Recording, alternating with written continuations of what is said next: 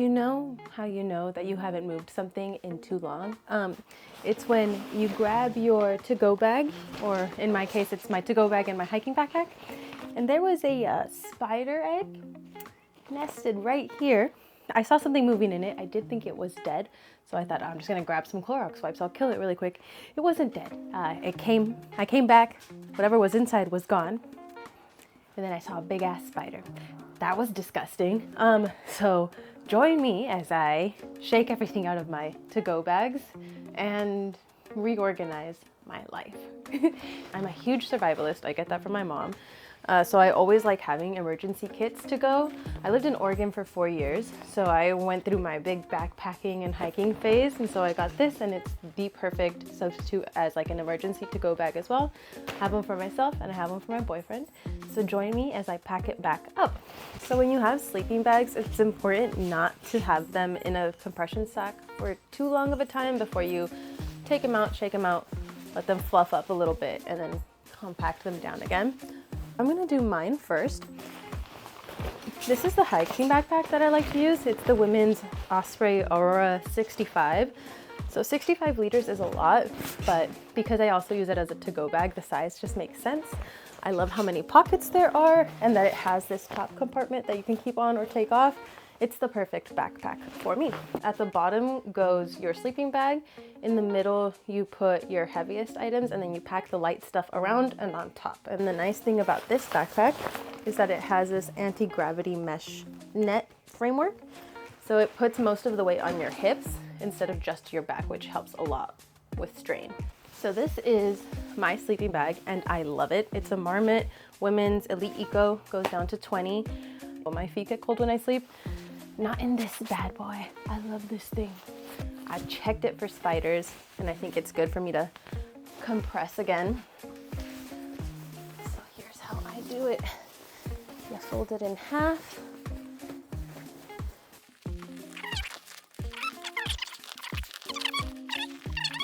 You hold it in place.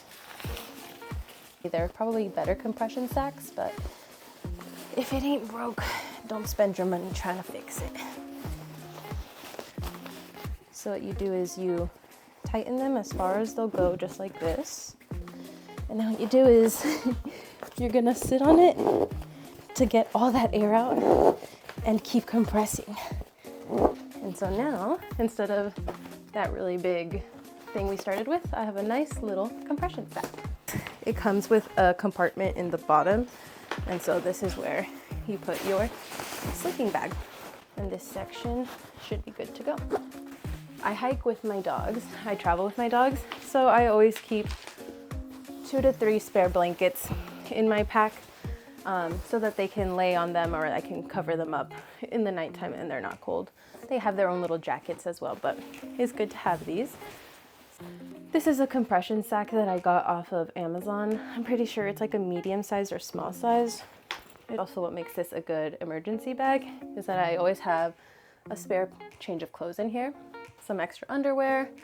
I have this long sleeve. It's a Columbia, it's the Omni Heat shirts. So it has this reflective material that essentially reflects your own body heat back to you. There's pros and cons to it, but overall, I can use this in a very light down jacket and my body temperature is perfect. So I like to keep that on hand. These are like some long johns with that same material. So if it's really cold, I'll wear them underneath my hiking pants. A spare pair of woolen socks. These are the pants that I normally use when I'm hiking. I got them from Columbia. They're really nice pants, but I did have to get them tailored to fit me.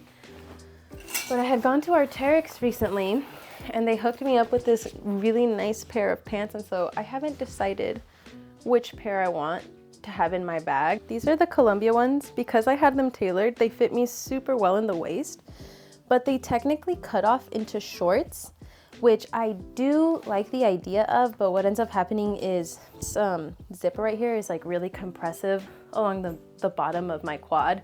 So when we're hiking and we're doing anything incline, it immediately starts to press pretty hard into my quad, which makes it not an ideal hiking pant. These fit super comfortably. They have these nice diagonal pockets as well, and they don't have that mid-quad zipper like the other pants did. So I'm definitely going to be using these as my my emergency pants in my bag. And Arc'teryx is a really good quality brand. I normally use a Columbia lightweight Downy jacket, but the only thing I didn't like about it was that it did not come with a hood. So I got this one when I was at Arc'teryx as well.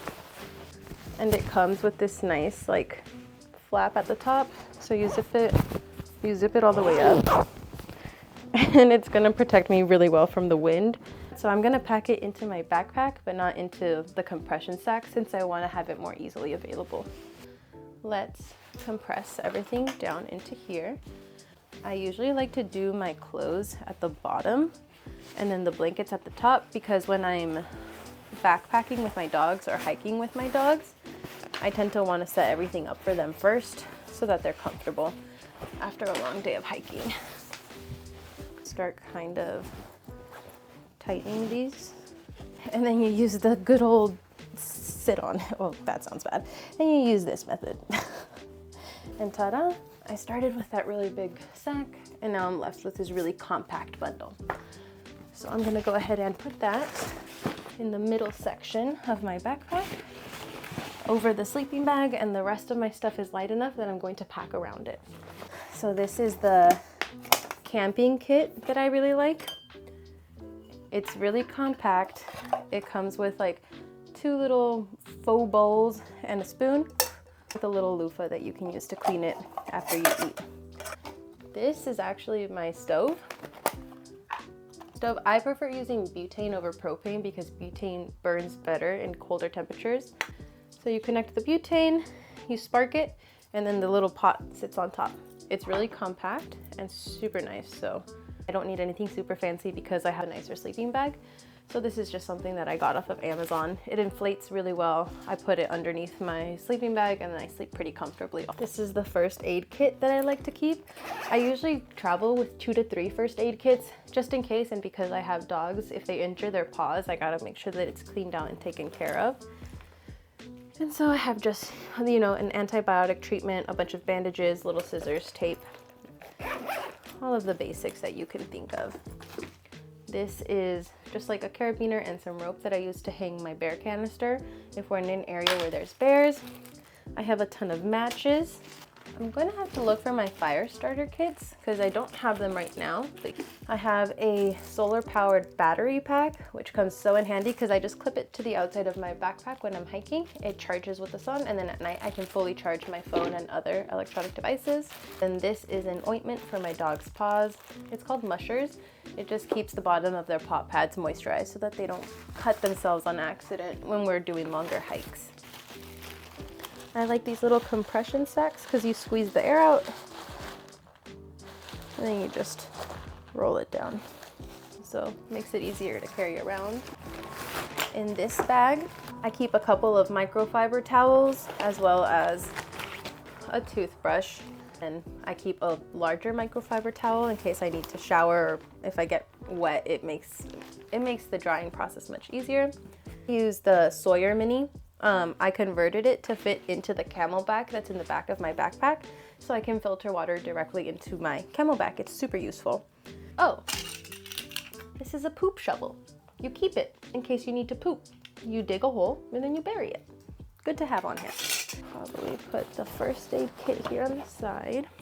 I'll put that charger and the matches because it's easy access to it. Poop shovel goes here. And then in this front bag is where you would put a rain cover for your backpack. Lightweight windbreaker as well. That way I have easy access to it. It usually looks a little bit better. Pack this up here right now as well. Because this is just serving as an emergency bag right now, I find it fine to have it with the bare necessities. This is what my bag looks mostly packed up. I'd say this is like 80% packed up. I wouldn't put too much more into it if I were to take it backpacking because then it would just weigh me down. I try to keep it to 15 pounds or less. This waist part should be above your hips. You can adjust it like this to fit. I keep doggy bags and snacks in here because it's the part I have the easiest access to. And then the way that you tighten it is you lean over, tighten these straps, and then there's another set of straps here at the shoulder that you tighten. And you can feel the difference between a backpack with this mesh net versus just a regular backpack because the distribution of the weight is much better here. I could hike and have hiked for a pretty long time in this. So this is my bag. No more spiders. Now I gotta do my boyfriend's bag.